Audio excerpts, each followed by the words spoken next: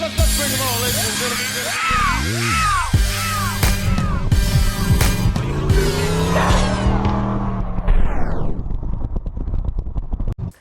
What's up, my people, and welcome to the Sn95 Power Channel. Today, it's rinse, wash, repeat, it seems like, on this channel. Take turbo kit off, put turbo kit on. Take turbo kit off, put turbo kit on. So, yeah, today we're putting on a replacement turbo. It seems like 3 videos ago I was putting on a replacement turbo.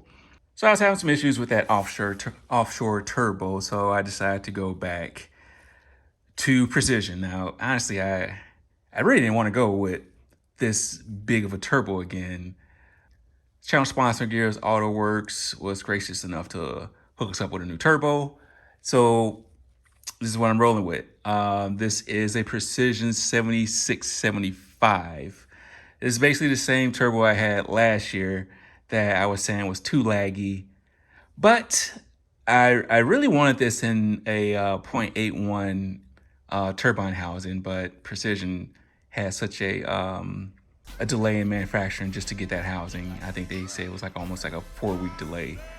And being I'm against Mother Nature's time frame right now, I just wanted the first turbo that I can get as soon as possible, and this is it. So I'm not even going to do anything fancy to this turbo. I'm just going to pull it off. I'm going to install it. I'm not going to paint the compressor housing or anything like that. So let's just open it up and give you a quick look of the turbo. And of course we got to clock it. Of course we got to put our oil feed and drain on here.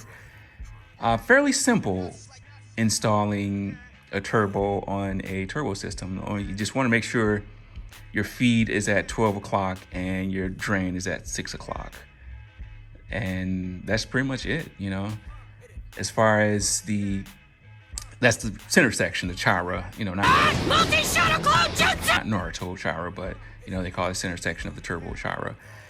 And the angle of your compressor wheel, that just depends on how your co-side kit is designed. So let's get this open. I don't think I'm really going to show you a step-by-step process of me installing this turbo. It's big, it's heavy, and I'm gonna need both hands. I don't have my GoPro available, so let's just get this phone situated and open up the box. So I am curious. One day, I guess I could do this now, but I think I remember reading that these things, I know the VS Racing size 76, 75 is almost 25 pounds. So I'm pretty sure this is around the same as far as weight goes. All right.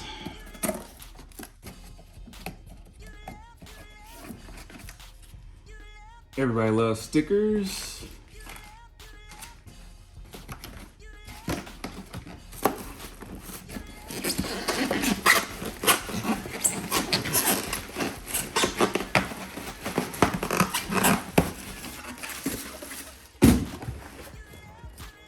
Oh, this is nice. It comes with some gaskets.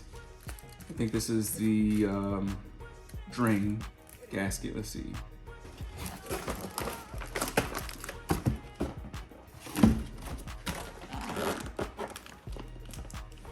Yeah, this thing is packaged very nice.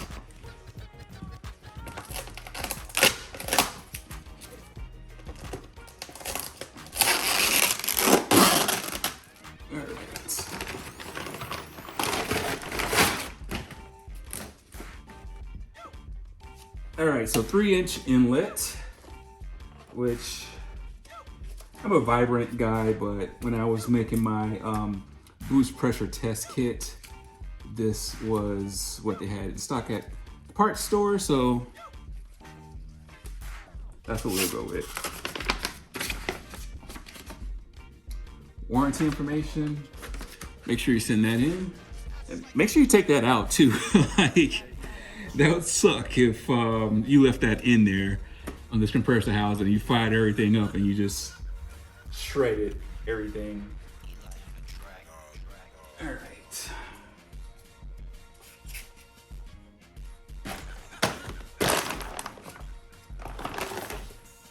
So this is supposed to be a 3 5/8 V-band. If you have an on-3 kit, your 3-inch mid pipe will fit this. So don't worry if you have an on-3 kit and you want to upgrade to this any one of these LS entry levels or even one of their CEAs, it'll fit. So don't worry about it. But you will need a 3-inch to 2.5-inch adapter piece because that charge pipe coming from the intercooler to the compressor side is 2.5 inches. And if you go with this, I think even BS Racing and even the On3 BMF, they all use a 3-inch compressor housing. Yeah, so that was the oil drain. This gasket. Good, so I don't have to worry about that. This is my blow-off valve that I never got a chance to install. I gotta do that next year. Let's see, what do I do with my gaskets? Sorry for the bad camera angles. So this is just my box of my old turbo parts. This is basically the center section, the chara.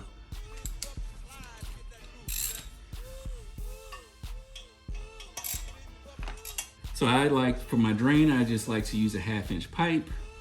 This fitting is a NPT, and what that would do for me is this would just give me a straight drop for the oil, and as it comes out towards the oil pan, then I'll make my bend then. So this gives me just so much volume of the oil to drop, without any bends or kinks. All right, so next step is what you want to do is you need to loosen up the compressor and the turbine from the chara, the center section. That way you can move this independently, you can move this independently, and that's how you align everything up from your cold side to your hot side. All right, so you can see, as you can see, all right, let me just say this. The most overused word ever online is as you can see. So that's why I always try to catch myself from saying as you can see. But turbine can spin independently and compressor side spins independently. So now what I need to do is test fit it in here after I get all this mess out the way. Okay, the turbo's lined up. I have my oil feed at 6 o'clock, and I probably should clock this compressor a little bit more towards 4 o'clock or 3 o'clock. So I just need to spin this a little bit. I need both hands, but I just need to spin this a little bit higher. I want it closer up towards this radiator. All right, so I made a slight adjustment. I brought this up closer to the radiator hose, but I want to give myself enough room so that I can, if I need to take this alternator off, I can take the alternator off. So I think this bolt needs a little bit more clearance. I think I should just swap this bolt around the other way right now. So if I ever need to take this off, but if I flip it the other way, I'm still gonna run into a problem. I won't be able to get that bolt past that mid pipe. So, gosh, I don't want this face too far down, because the lower this face is down, the more that charge pipe from the intercooler to the compressor housing is going to hang down lower and it's going to show more in the front of the car. So let me think about this. I might call it with that. Yeah, that's it right there. All right, so now it's just getting these 4 bolts in. This is the part that will have you cursing because I can't really give you any tips on how to do this. You just have to feel your way through it, but it's going to take some time. And once you get that done, then, you know, the battle is over and it's just hooking up, you know, your mid pipe and your charge pipe. So I'll get this taken care of and then we'll wrap this up. All right, so we got the turbo mounted. Maybe 30 minutes to do this. Like I said, the hardest thing to do, you just limit it to how much room you have on that mounting flange, and you just got to find the best tool angle setup for you. For me, it worked having one of these and like a thin wall wrench.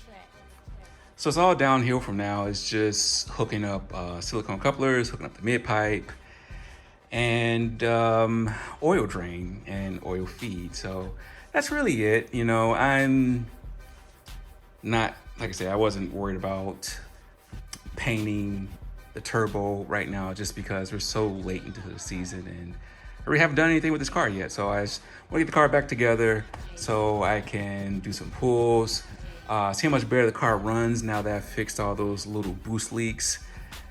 So yeah, hit the alert button and go ahead and subscribe. So when I do drop videos with this car, you'll be the first to know and you can see it right away. So I appreciate your time and God bless.